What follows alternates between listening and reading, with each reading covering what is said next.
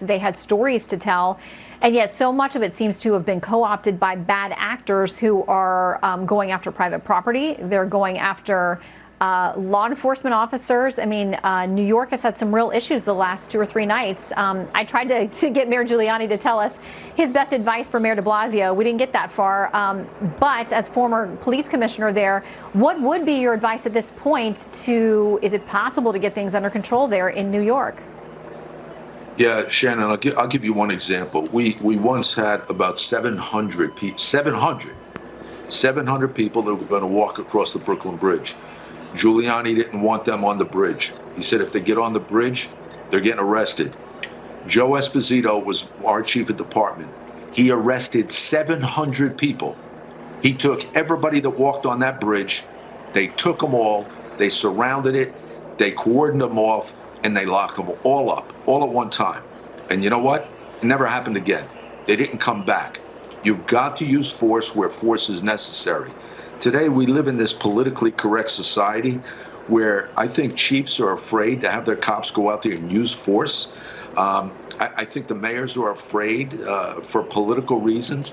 I just think it's disgusting. Giuliani would never, ever, ever tolerate this kind of behavior in New York City, or I would be out of a job. Howard Safer would have been fired. Bratton would have been fired. He wouldn't take it. And none of these mayors should take it. They're cowards. I don't have any other word beside the word coward. They are afraid to do the job that has to be done. I want to read something our buddy Andy McCarthy, well known to Fox viewers and an attorney, former federal prosecutor there in New York, something that he wrote. He says, the president has the constitutional power to restore order. He must act. In his piece, he says at National Review, passivity conveying the message that the laws will not be enforced is provocative.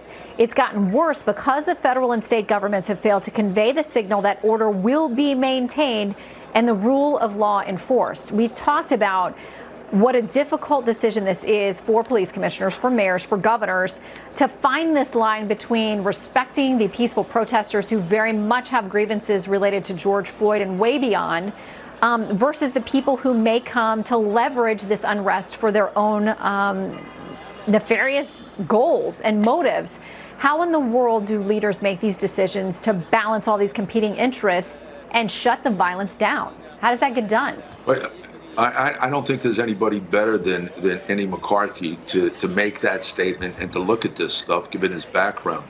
I also understand the president's problem. And the problem is these people, the people that are responsible for these cities and these states, they're the mayors and the governor.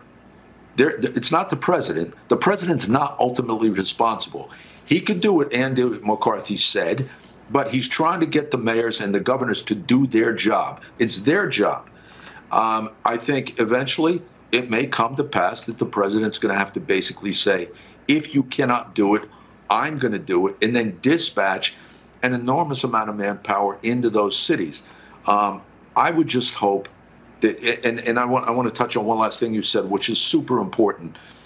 George Floyd, he should be the focus of the protest. He should be the focus of peaceful protest. People want to go out there and they want to protest in peace, that's fine. But the second there is force used, the second it turns violent, then you got to clear the streets. Nobody stays on the streets.